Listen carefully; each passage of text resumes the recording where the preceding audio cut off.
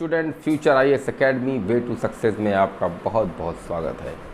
मित्रों, कल की क्लास में हम लोगों ने फंडामेंटल ड्यूटीज़ पे बात की थी और मैंने आप लोगों को कुछ होमवर्क भी दिया था कि फंडामेंटल ड्यूटी में जो जो प्रश्न मैंने पूछे थे उसका उत्तर आशा करता हूँ कि आज मेरे व्हाट्सएप नंबर पर आप लोग भेजेंगे और जो चीज़ें आपको समझ में नहीं आ रही हैं वो मुझे कमेंट करके या फिर मेरे व्हाट्सएप नंबर पर डायरेक्ट मुझसे डायरेक्ट पूछ करके डायरेक्ट कॉल के माध्यम से भी आप लोग मुझसे क्वेश्चन का आंसर पूछ सकते हैं। मित्रों, आज मैं पॉलिटी क्लास लेके नहीं आया हूँ। वर्तमान समय में कोरोना महामारी से जिस तरह से भारत देश पीड़ित है, हर दिन मरीजों की संख्या में बढ़ोतरी होती जा रही है, मरीज बढ़ते जा रहे हैं। आखिर ऐसा क्या कारण है कि भारत में इतनी ज़्यादा जनसंख्या होने के बाद बहुत मात्रा में कोरोना पीड़ित बढ़ते जा रहे हैं? मैं मानता हूँ कि सही होने वालों की संख्या बहुत ज़्यादा है, परंतु कारण क्या है कि इतनी बड़ी मात्रा में लोग पीड़ित होते जा रहे हैं? आखिर महामारी के थामने में हम लोग पिछड़ क्यों रहे हैं? तो आज इस पर एक मुझे बड़ा ही दिलचस्प आर्टिकल मिला, तो मैंने सोचा कि आप लोगों के सामने इस आर्टिकल को रखना चाहिए। तो देर न करते हुए आज का ये आर्टिकल मैं आपके सामने रखता हूँ कि महामारी थामने में पिछड़ते हम। भारत में कोरोना ने जैसी रफ्तार पकड़ ली है वह चिंतनीय है। इन पंक्तियों के लिखे जाने तक संक्रमित मरीजों की संख्या 50 लाख के करीब पहुंच गई थी और आज जब पाठक इस आलेख को पढ़ रहे होंगे तो मुमकिन है कि हम इस आंकड़े को पार कर चुके होंगे। विश्व स्वास्थ्य संगठन का भी कहना है कि दक्षिण पूर्व एशिया क्षेत्र में भारत, इंडोनेशिया और बांग्लादेश में संक्रमण के लगातार सर्वाधिक मामले सामने आ रहे हैं। पिछले 7 दिनों में इस वायरस से जितने लोगों की जान गई है उनमें से 22% इसी क्षेत्र के हैं। हालांकि यहाँ की सघन आबादी के लिहाज से मौत अब भी कम है।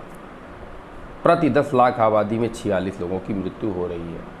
उल्लेखनीय है कि इस क्षेत्र में इंडोनेशिया और बांग्लादेश जैसे देश अपने यहाँ सामुदायिक संक्रमण को लंबे समय से स्वीकार कर रहे हैं, जबकि म्यांमार जहाँ 2796 मामले, मालदीव 9052 मामले, श्रीलंका 3204 मामले या थाईलैंड 3403 मामले जैसे देशों के समान भारत भी क्लस्टर ऑफ केसेस यानी कुछ खास जगहों पर संक्रमण की बात कर रहा है। लॉकडाउन की जब घोषणा की गई थी तो प्रधानमंत्री ने कहा था कि महाभारत का युद्ध 18 दिनों में जीता गया था, लेकिन कोरोना वायरस के खिलाफ पूरे देश की यह लड़ाई 21 दिनों तक चलने वाली है। सवाल कई हैं, इस युद्ध में हम कितना सफल हो पाए? क्या हमने संक्रमण के शीर्ष बिंदु को छू लिया है और फिर संक्रमित मामलों में कब से कमी आने लगेगी या संक्रमण की वक्र रेखा में कब से ढलान दिखेगा? वक्र रेखा मूलतः 3 तरह की होती है जो समय के साथ साथ किसी महामारी की बढ़ती स्थिति को बताती है। पॉइंट सोर्स आउटब्रेक में महामारी का स्रोत एक होता है, जैसे कि दूषित खाना खाना। इसमें संक्रमण कुछ समय तक ही रहता है, नतीजतन इसकी वक्र रेखा में तेज़ी से वृद्धि होती है, वह शीर्ष पर पहुंचती है और फिर उसमें गिरावट होने लगती है। कंटिन्यूस कॉमन सोर्स महामारी में संक्रमण तेज़ी से पर पहुंचता है और फिर नीचे की ओर गिरता है, मगर इससे संक्रमण सिर्फ एक चरण में सिमट कर नहीं रह जाता, बल्कि संक्रमण का स्रोत निरंतर बना रहता है। हाँ, इसमें बीमारी के कारणों का अंत कर दिया जाए तो संक्रमित मरीजों की संख्या तेज़ी से कम होने लगती है। ऐसा आमतौर पर इबोला में दिखता है, मगर प्रोग्रेसिव सोर्स महामारी में संक्रमण की शुरुआत एकाध मामलों से होती है, जिसका तेज़ी से अन्य लोगों में विस्तार होता है। इसमें संक्रमण के कई चरण आते हैं, इस वजह से अधिक लोग इसमें संक्रमित होते हैं। यह तब तक बना रहता है जब तक अति संवेदनशील लोगों की मौत नहीं हो जाती या फिर बचाव के उपायों को प्रभावी तरीके से लागू नहीं किया जाता। भारत में कोरोना की ठीक ऐसी ही दशा है, इसमें संक्रमण के बढ़ने घटने का दौर आता जाता रह सकता है। इसी कारण पूछा जा रहा है कि दुनिया में सबसे सख्त लॉकडाउन लगाने के बावजूद आखिर हम अपने यहाँ संक्रमण थामने में सफल क्यों नहीं हो सके? दरअसल लॉकडाउन का मकसद महामारी के शुरुआती चरणों में मौत को रोकना और स्वास्थ्य ढांचा को महामारी के खिलाफ तैयार करना था। यह तब लागू किया गया जब संक्रमित मरीजों की संख्या काफ़ी कम थी और मौत ना के बराबर। उस वक्त देश भर में 606 मामले सामने आए थे, जिनमें से 553 एक्टिव केस थे और जान गंवाने वाले मरीजों की संख्या सिर्फ 10 थी। मगर लॉकडाउन में ज़्यादा जोर कानून व्यवस्था पर रहा और जोखिम कम करने व तैयारी पर ज़्यादा ध्यान नहीं दिया गया।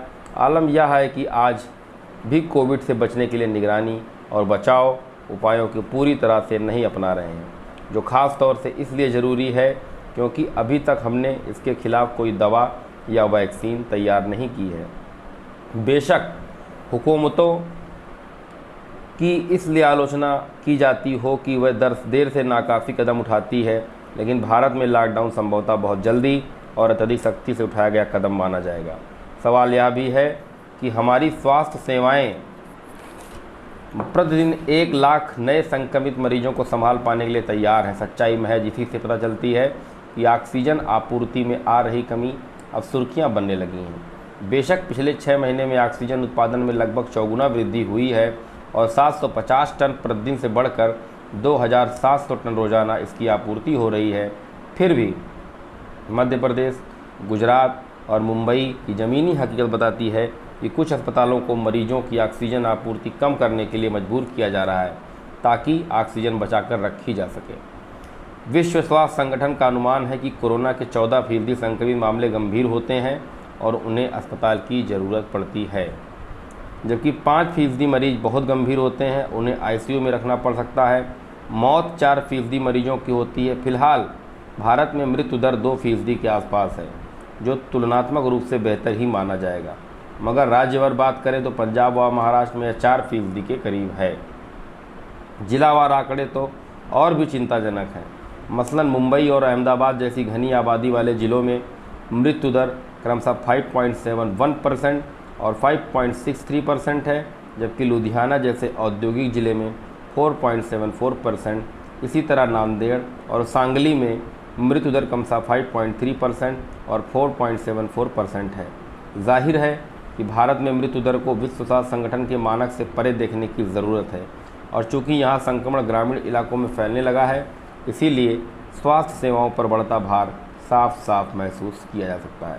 साफ है, कोविड नियंत्रण से जुड़े उपायों को अब इस तरह से अमल में लाना चाहिए कि उनमें जिलों व स्थानीय स्वास्थ्य संस्थाओं की अधिक से अधिक भागीदारी हो और केंद्र व राज्य सरकारें तकनीकी और चिकित्सकीय सामान की आपूर्ति में मदद करें।